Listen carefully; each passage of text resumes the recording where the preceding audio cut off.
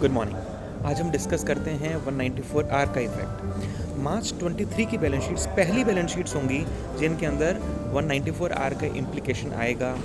आपको ऑडिट के दौरान भी इसे देखना और दिखाना होगा। आपको अपनी बैलेंस शीट्स में प्रॉपर रिव्यू हो गया देखना होगा, गलती ना हो जाए। गलती हो गई तो आप जानते हैं डिसअलाउंस हो जाते हैं।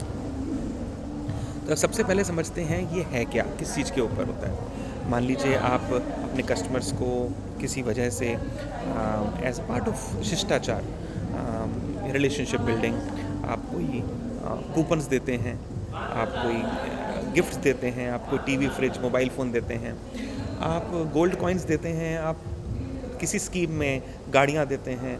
फार्मा कंपनीज़ के बारे में काफ़ी टीवी पे आता है कि वो फॉरेन ट्रिप्स पे भेजते हैं। तो जो सामने वाला है उसको अगर कोई बेनिफिट हो रहा है तो उस बेनिफिट को आप देने वाले के लिए तो खर्चा हो गया। जब सैलरी देते हैं तो इसका खर्चा और उसकी इनकम होती है। बट जब इन फॉर्म्स में देते हैं तो देने वाले का तो खर्चा हो गया, लेने वाले को उस पर टैक्स नहीं अभी तक देना पड़ता था। पड़ता भी था तो कोई बताता नहीं था, टीडीएस ही नहीं था तो पता नहीं चलता था।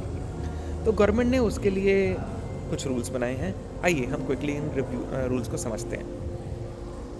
पहला पॉइंट कि इसमें एग्जम्पशन लिमिट है क्या 500 रुपये का लिफाफा देने पर भी ये टीडीएस आ जाएगा? नहीं भैया, ऐसा कुछ नहीं है। 20,000 रुपये 20,000 रुपये का गवर्नमेंट ने लिमिट बनाई है। 20,000 रुपीज़ तक का जो गिफ्ट्स हैं उनके ऊपर कोई प्रॉब्लम नहीं होगी। तो 20,000 रुपीज़ तक के गिफ्ट्स के अंदर गवर्नमेंट ने कहा है कि भाई उनको अभी रहने दो, हम 20,000 से ऊपर की बात करेंगे। फिर इसका एक और मतलब होता है, आपने 5 मोबाइल फ़ोन खरीदे, गिफ्टिंग के लिए खरीदे, बिल है 75,000 रुपये का, बट हर मोबाइल फ़ोन 15,000 का है, 10,000 का है, 9,000 का है। तो इनको आज होटल रेडिसन फरीदाबाद में मैं आपके सामने जब डिस्कस कर रहा हूँ तो मैं क्या समझाना चाह रहा हूँ, बिल लेवल के ऊपर से टीडीएस नहीं काटा जाएगा, कंजप्शन लेवल पे, यूटिलाइजेशन लेवल पे जाएगा।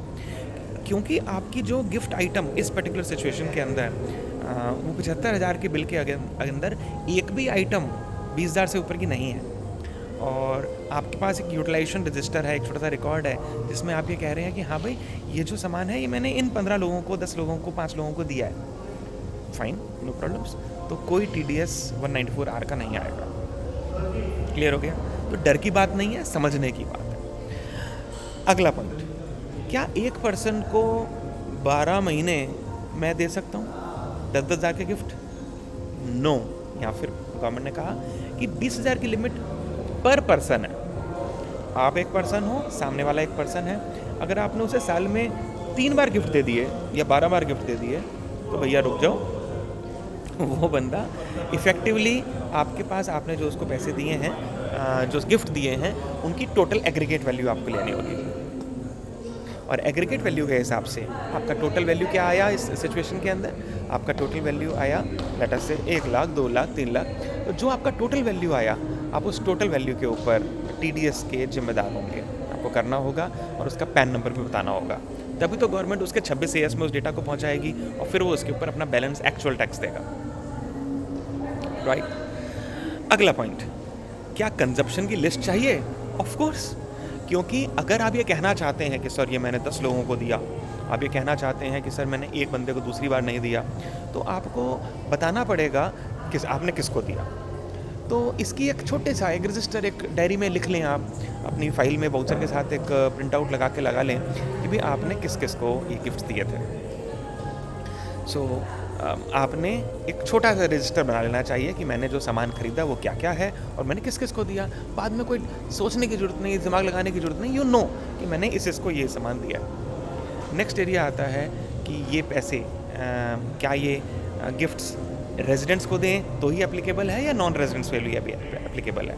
आपका फ़ॉरेन से कस्टमर आया, आपने एक अच्छा आर्टिफैक्ट सर्च करके उसको गिफ्ट किया, तो गवर्नमेंट कहती है नहीं भाई, नॉन रेजिडेंट्स पे तो वैसे ही इंडिया में टैक्स नहीं लगता, तो ये तो इनकम टैक्स है ना, ये तो परक्विजिट टैक्स है।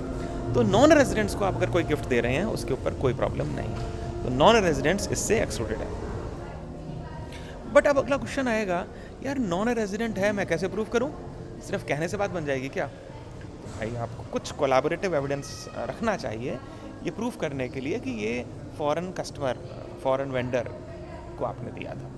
क्या हो सकता है, मे बी उसके साथ कम्युनिकेशन हुई हो, वो एक्चुअली आपका ऑलरेडी कस्टमर है, वेंडर है, बाहर से आया है, एरोप्लेन की टिकट की कॉपी है या ईमेल्स में उसके बारे में जिक्र हो रहा है।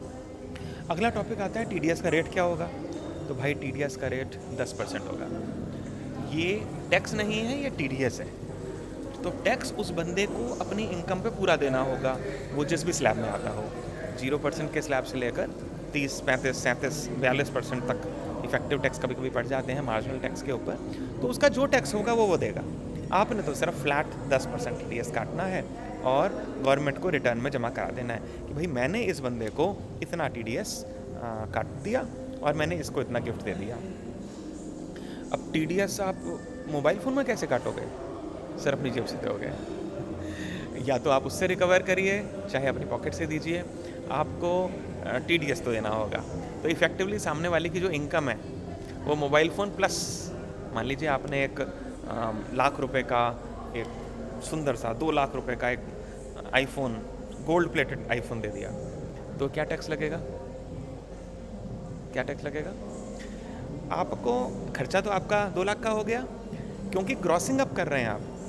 अगर पैन नंबर सामने वाले का आ गया है तो 10% प्लस ग्रॉसिंग अप आपको टीडीएस करना होगा, तभी आप उसको उसके बाद अपने एक्सपेंस में डाल सकते हैं। ठीक है ना, वो भी तो आपका खर्चा है, तो आपको भी तो खर्चा गवर्नमेंट दे रही है ना। तो 25% का इफेक्टिव टैक्स रेट होता है, तो एक तरह से आपका टैक्स भी तो 25% से बच रहा है। तो वो जो टैक्स बच रहा है उसके लिए गवर्नमेंट कह रही है भाई मुझे जिस तरह सैलरी के केस में तुम बताते हो किसको सैलरी दी, परचेज़ के केस में बताते हो किससे परचेज़ किया, वैसे ही आप मेरे को बताओ ये तुमने किसको गिफ्ट दिया, ये खर्चा तुम्हारा है तो इनकम किसकी है मुझे बताओ। फॉरेन रेजिडेंट है नो प्रॉब्लम्स, इंडियन है तो भैया बताना पड़ेगा।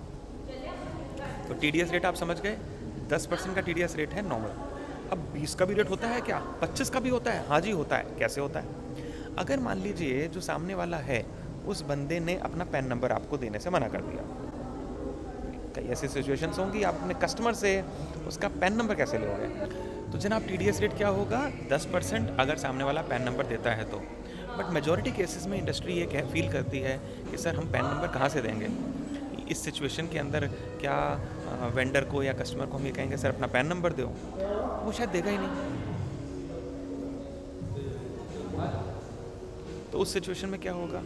उस सिचुएशन में आपको कस्टमर का टीडीएस 10% की जगह 20% और 20% क्रॉसिंग का 25% करके देना पड़ेगा। ठीक है friends, so that's again a important point two remember. तो एंट्री इन द बुक्स कब होएगी? भाई वाउचर लेवल पे होएगी, बट आप अगर वाउचर लेवल पे जानते हैं कि ये खर्चा है ही 20,000 से ऊपर और ये खर्चे में जाना ही है तो उसी टाइम पे टीडीएस क्रिएट कर दीजिए। बट अगर आपको लगता है ये कंजप्शन लेवल पे होनी चाहिए तो कंजप्शन लेवल पे आपको 1 महीने की जगह दूसरे महीने में होता है तो उस महीने भी आप देख सकते हैं, क्योंकि जो इंसिडेंट है सामान देने का वो लॉ में कहा है सामान देने से पहले government has you have to take care of this. तो अगर गिफ्ट आइटम्स आप अपने ऑफिस में यूज़ करते हैं तो कोई प्रॉब्लम नहीं है। मान लीजिए आप एक महंगा पेन खुद यूज़ कर रहे हैं, हम उसकी बात नहीं कर रहे हैं। महंगा पेन आपका ऑफिस के लोग यूज़ कर रहे हैं चलेगा, महंगी घड़ी ऑफिस के लोग यूज़ कर रहे हैं चलेगा। मगर अगर आप ये सामने वाले को उस सिचुएशन में दे रहे हैं जिस सिचुएशन में गवर्नमेंट ने इस लॉ को बनाया है। अगला इम्पोर्टेंट डिस्कशन का आता है कि भाई इसकी टीडीएस रेट क्या 10% ही रहेगा? नहीं भैया, पैन नंबर दोगे तो टीडीएस रेट 10% है, और पैन नंबर नहीं दोगे तो रेजिडुअरी सेक्शन आ जाएगा, टीडीएस रेट 20% हो जाएगा। तो टीडीएस रेट जब 20% होएगा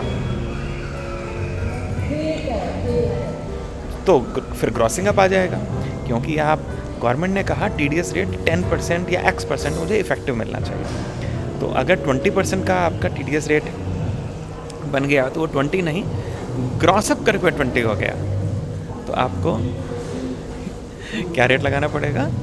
आपको 25% रेट लगाना पड़ेगा ग्रॉसिंग अप के बाद। सो ये भी एक इम्पॉर्टेंट कॉस्ट हो गई, तो इसको अपनी कॉस्ट में बिल्डअप करके चलिए कि भाई अगर आप किसी तरह के इस तरह के गिफ्ट दे रहे हैं जो इसमें एप्लीकेबल हैं तो उनके अंदर आपको टीडीएस 10% से 25% के बीच में हो सकता है एज एप्लीकेबल। हमारे व्यूअर्स का एक क्वेश्चन और था कि भाई इसके अंदर वैल्यू मुझे क्या लेनी है। मोबाइल फ़ोन के एग्जांपल पे आते हैं, 2 लाख रुपए का फ़ोन है या कोई भी और आइटम है, ये इंक्लूडिंग जीएसटी या एक्सक्लूडिंग जीएसटी?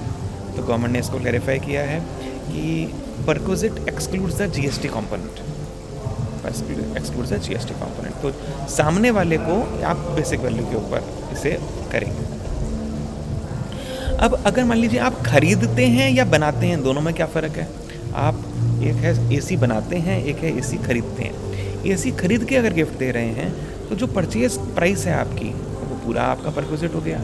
बट अगर आप बनाते हैं तो वो प्राइस आएगा जो प्राइस आप नॉर्मल सेल के अंदर कस्टमर से अपने चार्ज करते हैं। तो मार्केट में वो 50,000 की आइटम बिकती है, आप अपना डीलर, आपका कस्टमर कौन है? आपका डीलर डिस्ट्रीब्यूटर, उसको अगर वो 40,000 में देते हैं तो आपके लिए परक वैल्यू इस सिचुएशन के लिए 40,000।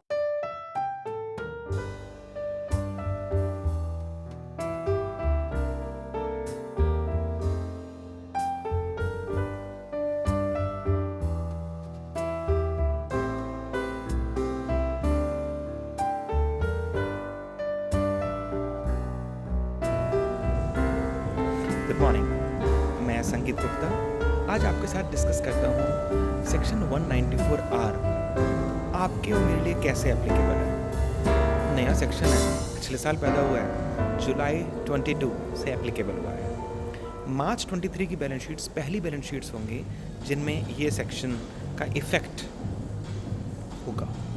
आपको इफ़ेक्ट करेगा या नहीं ये आपको पता होना चाहिए। एक क्विक रिव्यू कर लेते हैं इस सेक्शन के अंदर एप्लीकेबिलिटी क्या है और कहाँ आपको इफ़ेक्ट करेगा और कहाँ इफ़ेक्ट नहीं करेगा।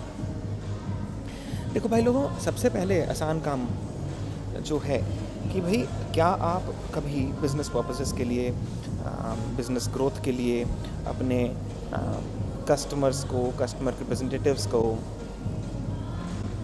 क्या आप गिफ्ट्स बांटते हो? अगर वो गिफ्ट की वैल्यू 20,000 से कम है, जाने दो, मिठाई का डब्बा है ना, छोटा मोटा कुछ आइटम है वो तो चलता है। बट जैसे ही ये वैल्यू सिग्निफिकेंट हो जाती है तो ये सेक्शन आपको इफ़ेक्ट करता है।